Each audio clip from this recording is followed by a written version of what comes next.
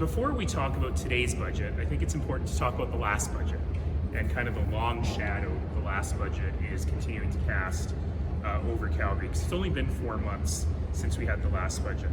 You'll recall that it had really massive cuts to our capital funding, meaning we had to recast our entire capital budget, or in more human terms, meaning that we're going to build a lot less and we're going to fix a lot less in the city because of those huge cuts. You're going to start to see results of that. So in our 2020 budget, we had to cut $60.4 million out of our capital projects. That included cuts to transit, a different cut of $100 million in the last budget from the province. Means that we will be able to buy fewer new LRT cars. Over time, if we can't replace those old U2 cars that are being held together with chewing gum and duct tape right now, then we will start having to revert from 4-car trains back to 3-car trains at certain times of the day. So that's the context in which we begin today. Today, there weren't a ton of surprises in the budget, but there was one really big one. And that really big surprise was a cut of $53 million to funding for maintenance of affordable housing. Of all the things you could imagine to cut, this one is a shocker. We're talking about the most vulnerable people in the province, often living in very substandard conditions. And basically, we are in a position where if someone moves on out of affordable housing, we can't give their unit to someone else because it doesn't meet basic life requirements. And that's what the money that got cut today. So without question, this means we're going to close affordable housing units at a point when we need 15,000 more affordable housing units. It might mean we'll have to close entire buildings. And so we're going to really have to see the impact of this going forward, but basically no good can come of this. And if you were going to cut your capital budget, what a bizarre place to cut your capital budget on stuff that's real basic life safety for the most vulnerable people in the community. That's a tough one. They're also raising your property taxes. And so you will see a huge increase in your provincial property taxes. Remember, nothing to do with me. I'm just legislated to collect it on their behalf. But you will see a huge increase in the provincial portion of your property taxes this year, because you will see the increase from last year, which they made in November after you had paid your 2019 taxes, and you will see a 3.4% increase this year. That, by the way, is greater than population growth plus inflation, according to our projections. So when they keep telling us that we've got to get our property tax increases under control, it's been many, many, many years since we've increased them by as much as the province has increased them this year. And so you're going to see that. You're going to get quite a bump on your property taxes this year, because you'll have to pay for their 19 increase and their 20 increase all in 1 year. Oh, and by the way, the province has also decided they're going to pay less taxes on their buildings unilaterally. So last year they cut the amount of taxes they're paying by $2 million. None of the rest of us have the right to do that. And this year they're going to cut that by another $2.5 billion. So that is money that has to come from either certain cuts to your services or increases to your property tax. What did I say? Oh my goodness, no. $2.5 million a year, $2.5 million annually. There was one piece of good news in the budget. We tried to find one, and we did find one. And that is good credit to the province for increasing their capital plan on the Bow River flood mitigation work by $15 million. That will help us accelerate the work to protect the city from flooding on the Bow River.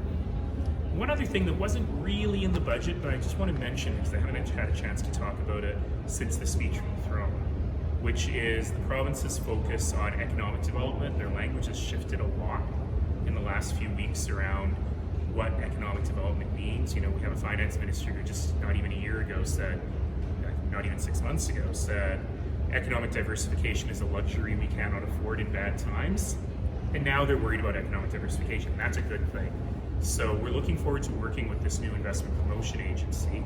We just want to remind the provincial government that we're actually very good at this at Calgary Economic Development. They're very good at it at Edmonton Global. And it'll be very important that this investment promotion agency doesn't work at cross purposes with the work and the great leads that are being generated already by Calgary Economic Development. We look forward to working with them as a partner. And by that note, I'm happy to hear one thing, which is that the recently introduced film and television tax credit has been increased over the next 3 years. That is fantastic. And that gives me some great ammunition as I go off to India as we try to attract more filming talent and more filming projects here in Calgary. Questions?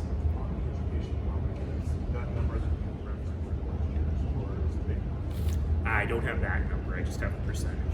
3.4% on our municipal property tax would be about $40 million. The province is about 35%. No, I better stop. I'm doing the math in my head, but that number seems light to me.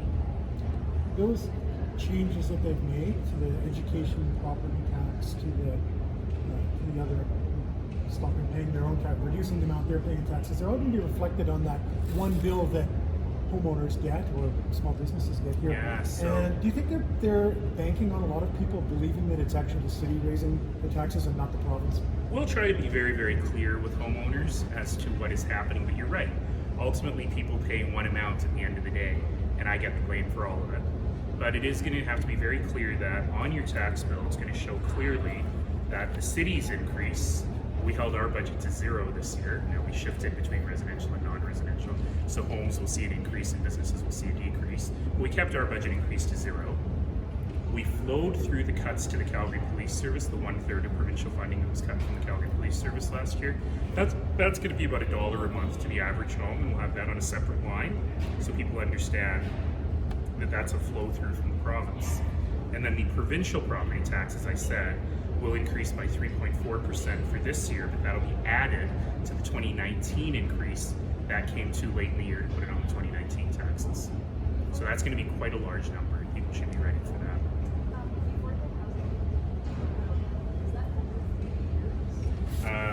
The number is, yes, it is over 3 years. That's a big number. Affordable housing, no, it's 53 million across the province, but the affordable housing piece, and we don't know what the allocation will be to Calgary because it's not population based, so that will come over time. But the affordable housing piece, it's not a very huge budget. So a $53 million cut over 3 years is a significant cut. When you think about a unit that might need $10,000 or $20,000 or $30,000 in renovations to bring it up to basic code or basic life standards, and then you multiply that out by the amount of that cut, that's a lot of units affected. It's not like we're spending $1 million on each unit.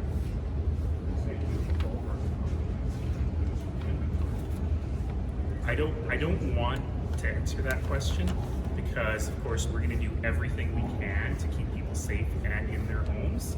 And I don't want to just make it a pure arithmetical game, but we're talking about a lot of units. UCP talked about diversification, but at the same time, this budget seems like they're still putting a lot into oil and gas and kind of relying on that. So are you concerned that if it doesn't go their way, they would be on that same towards the city? I feel like that question has been asked about every budget the province has put in place, at least in my lifetime. And yeah, ultimately, we need, and I'm not the premier, I don't get to make these provincial decisions, but I believe that we do need to be able to move into a world where we're not always relying on the price of oil.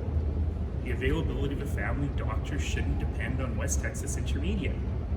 And certainly in the city of Calgary, we made tough choices to make sure we're not in deficit, that our debt is going down, not up, that we are able to build resiliency so that we can bounce back with economic downturns without putting it on the back of the taxpayer, either through hugely increased taxes, through big cuts in your services, or through taking on debt that your kids have to pay in their taxes.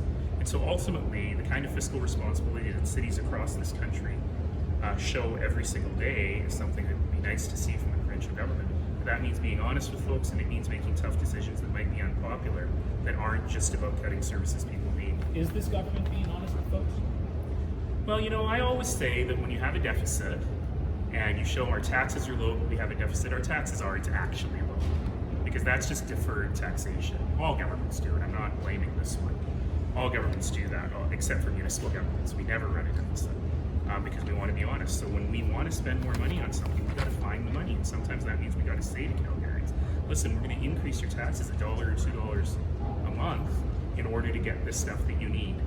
And we don't see a lot of that from provincial and federal government. So in this particular case, we got to understand where we're going. And look, the projection to get from a almost $7 billion deficit this year to a just a $700,000 surplus? 700 million. Sorry, let me just get that right. So the fact that they are projecting that we would get from a $6.7 billion deficit this year to a $700 million surplus, coincidentally just before an election, whoa, that's tough math, particularly considering their first budget increased the deficit. I think we are now where the NDP suggested we would be last year. So, you know, we got to be able to get there. We got to be able to get there in a way that doesn't cripple the quality of life of people in our province, and that also means we got to get there in a way that doesn't prevent Calgary from being able to provide services and attract investment. The minister was clear today, if there are changes in terms of projected revenues, like the price of oil, other things potentially related to coronavirus, that sort of thing, there would be cuts that have to be adjusted. How much do you worry about that? We're seeing this week numbers on the other side. Well, you know, there are choices to be made, right? And there is fiscal capacity. Certainly, we still have the lowest amount of debt of any jurisdiction in Canada.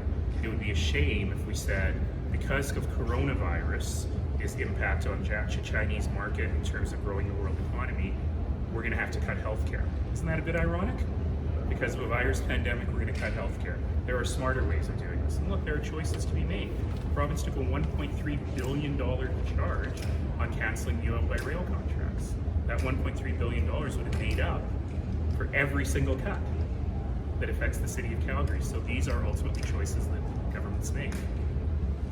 MSI, it seems in the budget document that just flat. Yeah, we took the whack in the last budget, and it seems like there's no further whack, so that's good. This might seem out of left field. The province says it wants tourists to spend an extra $10 billion in Alberta. What can Calgary do to help?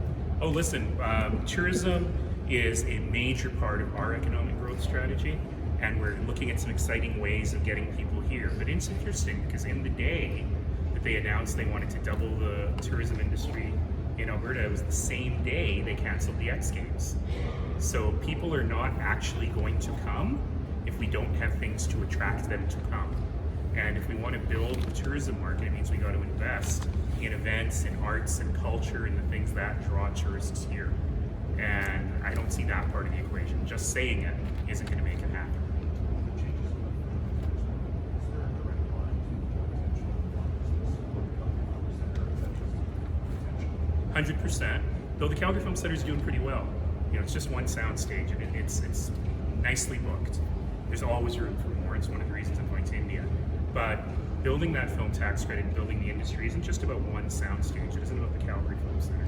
It's about building a nucleus that will allow for more, because there are already private sound stages, but it'll allow for more sound stages to be built, for more crews to get to work. You know, I saw the premiere episode last week of a new television show called Tribal on ABTN, and it was great to see Calgary and the Dinner Reserve on that show. But what's interesting that most Calgarians probably don't know is the soundstage for that show was the old Greyhound station. So we were actually able to retrofit that into a soundstage very quickly. And so those are the sorts of things I'd like to see more of. All right, thanks everybody.